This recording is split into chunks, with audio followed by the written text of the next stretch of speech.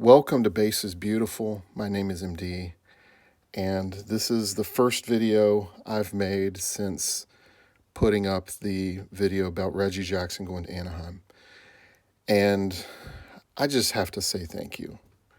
Thank you so much to everyone who's watched, commented, liked, or even shared that video. It has been a real joy and humbling to hear back from so many people, to get just message after message from people saying how much they enjoyed it, or having memories they have about seeing Reggie on TV, or remembering Reggie at that time, or just different things. And that's really why I wanted to put the time into a video like that, is just to kind of connect a lot of people together around this one guy. That's kind of the power of sports. I mean, that's the beauty of this thing that we are all collecting pieces of, is that we have these memories connected with them, and it draws us back to certain times in our lives, often to childhood, or even before we were born. I mean, like Reggie, all that stuff in 82, that happens a year before I'm born. But it's learning about it, I feel like it's connecting me and helping me even understand, the world in which I grew up in, as it relates to sports and celebrities and advertising and, just all of that. And so, to be able to put that into a video, and of course, like Terry and TJ Maxx Vintage Cards, the way that his reaction to it was so awesome and humbling as well, because just how he's talking about it and the great things that he's saying. And I was inspired by his commitment to storytelling and trying to get back to that nostalgic part of card collecting. And I think sometimes we can lose sight of that in the midst of all the different things going on in the hobby, some of the frustrations, some of just the grind sometimes of the chase, and not getting exactly what we're what we're shooting for, or trying to wait for the right card to pop up, or whatever it is. And so, yeah, I'm not. If you've come here hoping for all of my videos to be like that, I'm sorry. that video took me hours to put together, quite frankly. So sadly, I can't do that every week or even every month. But I do want to do those kinds of storytelling, documentary style, narrative based videos from time to time, because I did have fun putting it together, and I have fun creating something that I feel like we can come back to and rewatch and enjoy. And it reminds us of that time. It draws us back. It helps us sit in that space a little bit, instead of just, I mean, a lot of our videos are the show and tell, and that's awesome, but it's so ephemeral. It's of the moment. It's what we're doing right now, this week, what I just got in. And we're not necessarily going back to show the bigger picture, to connect some of those dots. And so anyway, I've, being back on YouTube is forcing me to think through, like, what do I want to contribute to this conversation. Obviously, I have my niche. I love base cards. I love very particular random paths that are not, the big vintage Hall of Famers. Although vintage and Hall of Fame players are all, pieces of what I'm doing, but it's not everything. So anyway, I've just been thinking about that a lot, being back, and trying to be a little more consistent in putting stuff up, trying to allow myself permission to step away from putting in a ton of production and editing into the videos, in order to keep myself posting, instead of allowing the ideas to just pile up, and then I'm there's no outlet for them because I've got to do this one before I can do that one, and I'm waiting on this piece so that I can actually do this other thing that I want to do, and I've got this idea here, but I don't feel up for doing all the research on it and all that. It's just trying to keep it a little more loose, and just realizing the show and tell ephemeral aspect of it is really part of what we enjoy. Like, this is our connection point. This is how you know me, is seeing this counter and the cards that I put up here and the random things that I have back here, which now includes a light bulb because we're talking about ideas. So I thought I'd put a light bulb up today since I've got a light bulb just sitting around in my closet. So, but this is a card channel, right? So let's talk about cards a little bit. And I just felt like with that video, it doesn't really open the door for a conversation about cards. It opens up a door for a conversation about Reggie and what he meant and videos and all of that. But let's talk about 1982 Topps and this set that I am coming to just really, really love. I love the simple design of this. The parallel lines with two different colors coming down the side there. The simple photography on some of the cards, the closer up portrait shots you're getting for a lot of these guys. Not as much on Rod Carew in that one, but a lot of these guys, this is in video production, you call this a medium shot, where you kind of top of the chest coming up and you get all the top of the head and the shoulders. So you get these medium shot portraits of these players, and that's really cool. And just to tie into the previous video, yes, I'm collecting 82 Topps Angels.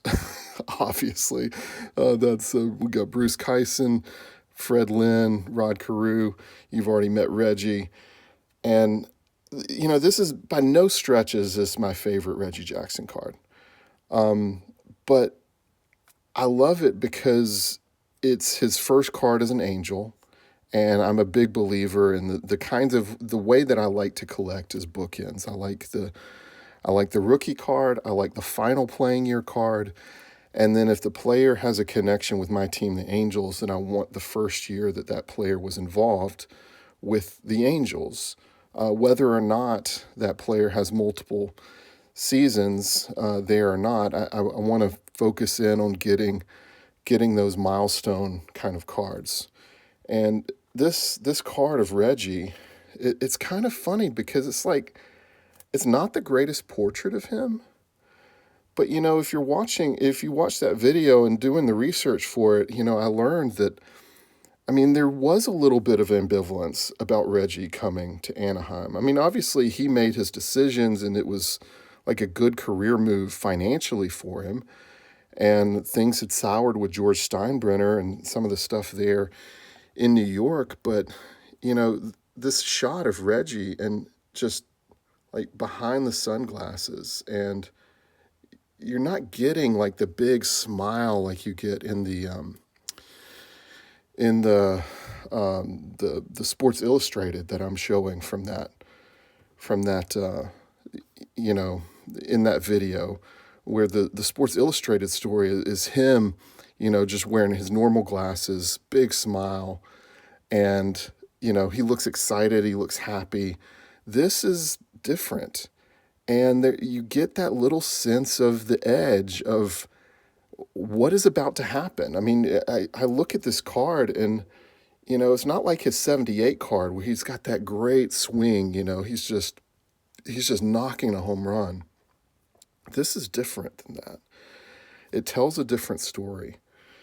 And so I've come to like it because of what it is encapsulating now that I know more, because I had to do research for that video. I was reading the articles, the article that was written in that Sports Illustrated, and then reading some other newspaper articles and things that were written about Reggie Jackson at the time. And, just trying to get myself to understand the mindset of Reggie and the fan base and where everybody was at that point in time with Reggie as a player, and to see how controversial Reggie really was as a player, where there were people who were dismissing the signing, who weren't excited about it because they thought it was too much money on an aging player who was going to be a prima donna and he was going to have all these things that he was going to make it all about him, and maybe he couldn't live up to that old status that he had in New York because, there's kind of a mystique that comes with being part of the Yankees, but like the Angels don't have a mystique. If we have a mystique at all, it's kind of failure and getting almost there and not quite making it, which actually turned out to be the story of Reggie Jackson in Anaheim. But they did get close twice while he was there, so that's definitely something. And anyway, that's just some things I wanted to share about this set that I'm really coming to love. I've got a few other cards from it, like how about Raleigh Fingers? Again, like this is a kind of picture you're never going to see on a card nowadays. Pitchers don't really wear those weird puffy jackets anymore, but I love that kind of stuff. And Raleigh Fingers, of course, I forget who it was, kind of doing a top 10 of mustaches. Raleigh Fingers, definitely one of the all-time mustaches in baseball. Some of you recently watched my Eddie Murray video. This is, of course, Eddie Murray's great card from the 82 set. I've just got a few random additions. And then this Lou Whitaker card. Look at this portrait. Just capturing his look. I love this. This is what it's all about. Sweet Lou, he even signed it on the autograph there. That's awesome. Oh, man. Well, anyway, that's my little show and tell for today, a little 1982. Dylan, I hope you pick up or you already have a 1982 Topps Traded. Does it look better than this one? I'm now seeing that this is slightly misaligned on the printing, which I started to see that in some of my close-up shots in the video, and I'm like, oh no, that's the sort of thing that might send me down a rabbit hole to actually find a new updated version of the card. I don't know that I'm ready to go down that path yet, but anyway, that's the kind of stuff I think about. I've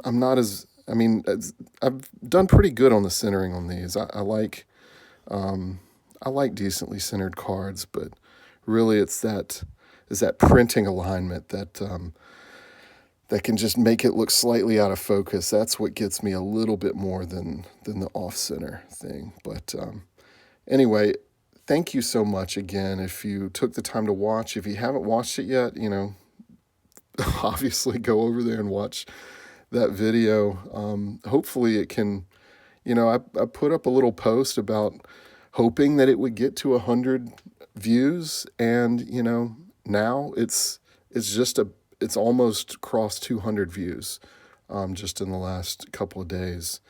So I really appreciate everyone who's watched it, who's commented, and I hope you're enjoying this stuff, because I feel like this is where the hobby shines, is in all the taking focus on cards like this that aren't the high dollar cards, that aren't the big chase cards, but just understanding or coming to appreciate in a way maybe you haven't before a set like this or a time period like this. So anyway, that's enough of me rambling. Appreciate you taking some time to spend with me. Thanks for watching, and we'll see you next time.